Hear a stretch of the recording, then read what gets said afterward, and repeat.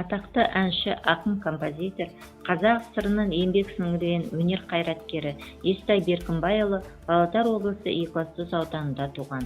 Сурус Салмақын 1939 жылы Қазақстан композиторлар одағының алғашқы мүшелерінің бірі болды. 16-18 жасында ән салған Естайды Есіл, Ертіс, Баянауыл төңірегі өте жақсы білген. Біржан Салмен кездесіп, оның өнерлі тобына қосылған. Ақан Сері, Жарылғапберді, Балуан Шолақ, Үкілі Бырай, Шашубай сынды әнші ақындар мен ұлы жиындарда ән салып отырған. Естайдың әндерінің орны ерекше. Оның әндері қазақ жастарының тарихи санасын тәрбиеледі. Қазақтың ұлттық дәстүрін сақтап, ұлттық рухтың мұқалуына жол бермеді. Оның жай қоңыр, наз қоңыр, майда қоңыр, юранды, қорлан, сандуғаш, бір мысқал, шоңқара ағаш, ашу пышақ, дүнияй, еркем, гүлнар, қоштасу әндері қазақ музыкасының үнжу маржаны. Ал классикалық қорлан әні Естайдың есімін аңызға айналдырды. Бұл әнді композиторлар Мұқан Төлебаев, Біржан Сара, Евгений Брусиловский, Ер Тарғын операларында пайдаланды. Юранай әні атақты әнші Майра Уәлиқызына арналған. Майраның бүркеншек аты Нюраны Естай Беркімбайұлы қазақшалап Юран деп алған. Естай Беркімбайұлы жаңа өмірді шалқыған шабытпен жырлады. Туды күнім, құрбылар, өмір, қоңыр жел деген патриоттық әндерін шығарды. 1939 жылы Естай Алматыға барып, музыка зерттеуші әрі композитор Борис Ирзакович өз әндерін нотаға түсіпті. Сол сапарында ол халық ақыны Жамбыл Жабаевпен кездесті. Ақын Қасым Аманжолов әншінің өз аузынан қорлан әнін естіп, «Хорлығайын» атты драмалық поэма жазды. Естай Беркімбайұлы Қазақстан жазушылар одағының екінші съезіне қатысты. Ұлы Отан соғысы жылдарында еңбекшілер арасында ән шырқап, халықты жеңіске рухтандырды. 1968 жылы ақын Мұзафар Әлімбаев Естай Қорлан поэмасын әнші өміріне арнады. Естай Беркімбайұлының өмірі мен шығармашылық қызметі жайында академик Ахмет Жұбанов «Замана бұлбұлдары» кітабында жазды. Атақты Құсни Қорлан әні авторының өміріне байланысты деректерді халық аузынан жазып алған фольклоршы Достай Жақыпбаев пен жазушы Сапарғали Бегалин еңбектері де өте құнды. Естайдың әндерінен жазып алып жинақтауда көп еңбек сіңірген зерттеушінің бірі Борис Ирзакович. Ол халық композиторының өз орындауында әндерін нотаға түсіріп, өміріне байланысты деректерді жазып алды. Әнші композитордың кітабы өмірі мен шығармашылығы туралы мәліметті облыстық кітапхананың есімдер шоқ жұлдызы, Павлодар облысының мәдениеті мен өнері және Ертістің Павлодар өңірінің әдеби картасы атты электронды ресурстарынан оқуға мүмкіндік бар. Сондай-ақ Естай Беркімбайұлының кітаптары Павлодар облысының бірыңғай онлайн кітапханасында және Ертістің Павлодар өңірінің қазіргі кезіндегі авторлары сайттарында қолжетімді. Енді Егемен Қазақстан газетінің журналисті Естай ұрпағы Фархат Әміреновтың Естай жайында айтқан әңгімесін назарларыңызға ұсынамыз. Естай Беркімбайұлы қазіргі Екібастұз қаласының аумағында Ақкөл жайылма атырабында дүниеге келген. Ақкөл жайылма атырабы жалпы өнер тарландарына өте бай өлке, өйткені бұл жерде әншілік, ұсталық өнер Естайға дейін де болған. Естайдан кейін де сол жерден бір топ әншілердің шоғыры шықты. Сондықтан бұл жерде Ақкөл жайылманың әншілік өнері бір бөлек тақырып деп өзіміз ойлаймыз. Сондықтан ендігі жерде бір осы Естайды зерттеген кезде мән беретін бір бағыт осы Ақкөл жайылманың әншілік мектебі болу керек деп есептейміз басым. Естай өздеріңізге мәлім Қазақстанның алғаш құрылған композиторлар одағының алғаш мүшесі болып қабылданған. Алматыда, еліміздің басқа да өңірлерінде, Семейде өнер көрсеткен, әйгілі Қорлан әнімен танымал. Енді Қорлан әніне қатысты ел ішінде әртүрлі аңыз әңгімелер айтылып жатады. Оның өзі оқиғаны болған ба, болмаған ба дегендей. Қиынды қалай десек те, Қорлан ол Естайдың, Естай шығармашылығының шыны, соның әлгі паспорты дейміз ғой, төлқұжаты. Сондықтан мұндай тамаша туындыны дүниеге әкелуде бір Алланың берген ерекше сый шығар. Өйткені осы әнді 40-тан астам елде шырқаған Шахмардан Әбілов, біздің жерлесіміз, сол кісінің бір сөзі бар еді. Кубаға барғанда ма осы Қорланды шырқаған кезде бір композитор жүгіріп келіп, мына әннің авторымен таныстыршы деп айтты дейді. Сосын айтты, бұл әлдеқашан қайтыс болып кеткен, бұл өмірде жоқ. Сонда сұрады, қандай консерваторияны бітірген бұл кісі деп. Жоқ, бұл өздігінен самоучка, далада жүріп ән айтып үйренген десе, ана кісі таңғалады дейді. Мынандай дипломы бар адамдардың өзі бұндай өлеңді әнді шығара алмайды, мына кісінікі тіптен ғажап екен деп.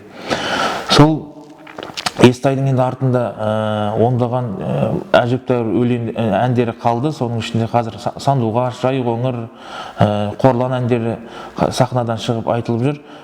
Бұл Қорланның тағы бір ерекшелігі, мына біз енді өнер зерттеушісі емес, біз әнді зерттейтін, бірақ солар зерттеушілердің айтуына қарағанда әншілерді бір кез келген әнші орындай бермейді оны. Мысалға Димаш Құдайберген осы Қорлан әнін орындау арқылы Қытайда ерекше құрметке ие болды. Сол секілді Мұзарт та орындап жүр. Басқа да қазіргі эстрадаға келіп жатқан әншілер Естайдың осы дәстүрлі әнін эстрадаға салып, басқаша бағытта түрлендіріп айтып жүр. Меніңше бұның бәрі енді заман ағымынан қалмай айту керек секілді, онда тұрған ештеңе жоқ деп ойлаймын өз басым. Естайдың ұрпақтарына келетін болсақ, Естайдың екі ұлы болған, Жаңабіл және Жәкөш деген. Жәкөш деген ұлы аштық жылдарында қайтыс болады. Жәнәбіл деген ұлы соғысқа аттанады, соғыстан хабарсыз кетеді. Сол Жәнәбілден екі қызы бала қалады, Зекен және Зейнеш деген. Ол кісілер қазір тірі. Зекен апамыз 92 жаста, ол кісі Екібастұз қаласында тұрады. Сарыторғай апамыз 86-та, ол кісі Ертіс ауданының Қосағаш ауылында тұрады. Ол кісі Сарыторғай апа дейміз. Ол кісілерден тараған ұрпақтар бар. Әлі тын ол кісілер Естай туралы жалпы сол кездегі өмір, Естай өмір сүрген кездегі кезең туралы жақсы нелер айтады, естеліктер айтады, айтып та жүр. Бұйыртса енді Естайдың атын келер ұрпаққа қалдыруда, оның шығармашылығын зерттеуде үлкен қадамдар жасалып жатыр. Бұған дейін шыққан кітаптарды айтпағанның өзінде биыл Павлодар қаласында Естайдың үлкен ескерткіші ашылады. Оның авторы Азат Баярлин деген белгілі мүсінші. Бұған дейін Астанада, Омбыда Сәкен Сейфуллиннің, Шоқан Уәлихановтың ерекше ескерткіштерін жасаған. Естайдың ескерткішін осы кісі жасады. Ескерткішті өз басым қасында жүрдім жасалу процесінің барысында. Бұл жерде Естайдың жас күнін бейнеледі де, өйткені өмірге ғашық және Қорланға ғашық Естайды махаббаттың символы ретінде көрсетуге тырысты автор. Ерекше шықты деп өзім ойлаймын, өйткені қолында домбырасы бар, Сарыарқаның кең даласында айыңдап келе жатқан Естай бейнеленген. Бұйыртса енді жуырда ашылуы болады. Бұл көптен күткен той, көптен күткен мереке. Бұдан бөлек ендігі жерде Естай туралы көркем фильм түсірілуі мүмкін. Соның қазір шет жағасы жай белгілі болып қалды. Бұйыртса бұл да бір үлкен қадам деп ойлаймыз. Өйткені Естайдың өмірі, Естайдың несі киноға сұранып тұрған. Оған аса бір сценарий жазудың да керек жоқ шығар деп ойлаймын. Сондай-ақ қазір Естайды ерекше зерттеу тұрғысынан өте жақсы қадамдар жасалып жатыр. Соның ішінде мен Естайдың ауылдасы, туысы Қайрат Айтбаевты ерекше айтап өтер едім. Ол кісі күйші, Астана қаласында тұрады, Еуразиялық ұлттық университеттің оқытушысы. Осы кісі Естайдың әндеріне талдау жүргізіп, бір ерекше зерттеулер жасап жүр. Осы бойынша магистрлықты да қорғады. Бұйырса алдағы уақытта осы кісіден бір сүбелі дүниелер күтеміз деп өзім ойлаймын. Сондай-ақ Естайдың шығармашылығына қызығушылық танытып, жаңа оны әндерін, өмірін зерттеп жүрген Ерлан Төлеутай деген ағамыз бар, Иманғазы Нұрахмет деген ағамыз бар. Осы кісілер жақсы тақырыптарға баруда. Өздеріңіз білесіздер, Естайдың 2018 жылы Естайдың 150 жылдығы тойланған кезде Екібастұздағы Глинка атындағы мектептің атауы ауыстырылып, Естайдың аты берілді. Ол атаудың ауыстырылуына композиторлар одағы, жазушылар одағы ерекше атсалысты. Қазір енді Естайдың атында әр жерде көшелері бар, мәдениет үйлері ашылып жатыр. Өте қуаныштымыз, өз деңгейінде ұлықталып жатыр деп есептейміз.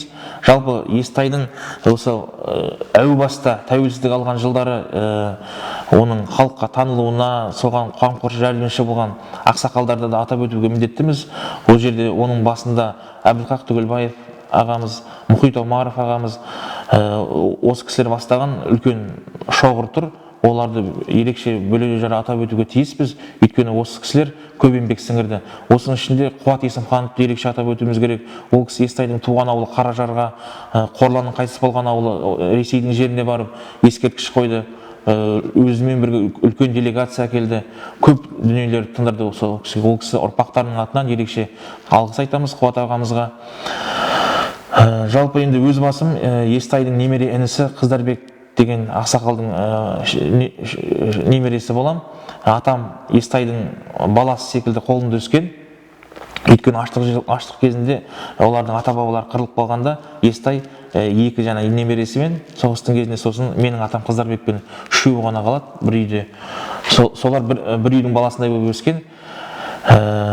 Атам да шежіресі үлкен молда болған кісі.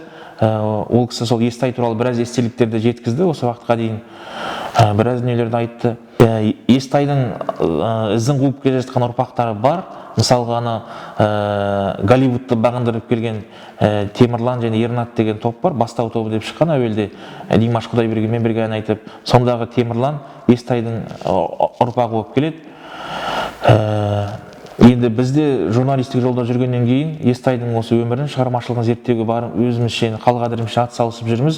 Архивтерді ақтарып, біраз деректер таптық. Ойлаймын, алдағы уақытта үлкен бір деректер шығып қалуы мүмкін, дүниелер жазуымыз.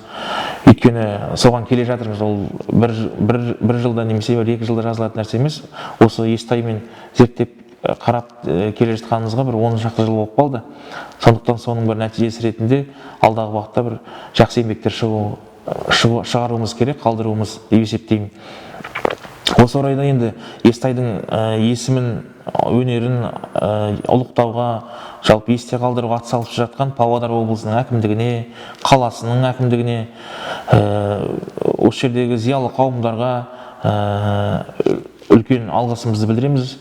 Оның ішінде мына Сұлтанмахмұт Торайғыров атындағы облыстық кітапханаға ерекше алғысымыз жүр. Әрдайым Естай туралы осындай түрлі шаралар ұйымдастырып тұрады. Сондықтан мұның бәрін тәрбиелік мәні зор деп есептейміз. Өздеріңіз білесіздер, 2018 жылы Екібастұзда Естайдың музейі ашылған болатын. Музей болғанда қалалық өлкетану музейінің ішінен тұрақты түрде бір үлкен зал берілген болатын. Ол залда Естайдың жеке тұтынған заттары тұр. Енді ол жерге де келіп көрушілер көп, барып жатқандар. Жалпы Екібастұз бен Естайды бір-бірінен бөліп қарастыруға болмайды. Екеуі егіз ұғым секілді. Өйткені Екібастұз десе ойға оралатын бірнеше ғана есім бар. Олар Марат Жыланбаев, Естай Беркінбайұлы, сосын Қосым Пішенбаев, осы кісілер. Сондықтан Екібастұз әкімдігі тарапынан да, сол жердегі зиялы қауым тарапынан да Естайды ұлықтауға, насихаттауға байланысты үлкен жұмыстар жасалып жатыр. Ол жаққа да ерекше алғысымызды білдіреміз.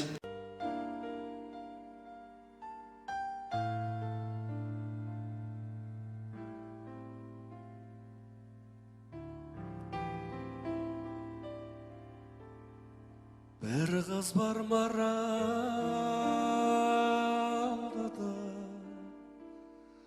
қорлалғая табиғат берген екен күн мен ая мұратқа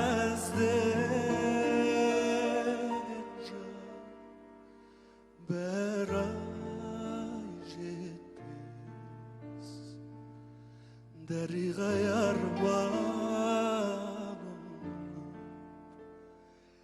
не қылайын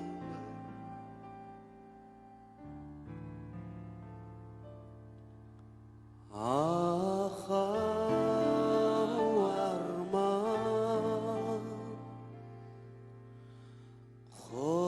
Осни хорлан Екі ай бағланып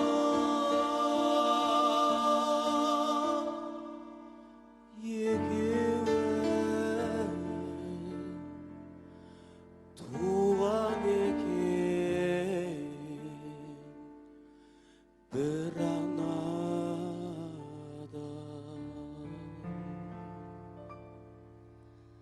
Бозбала қалма қапы Бұл жалғаннан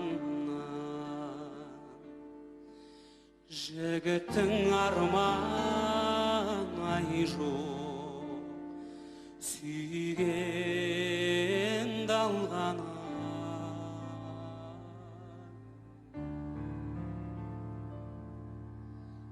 Өзіңдей боп жан тумас, туса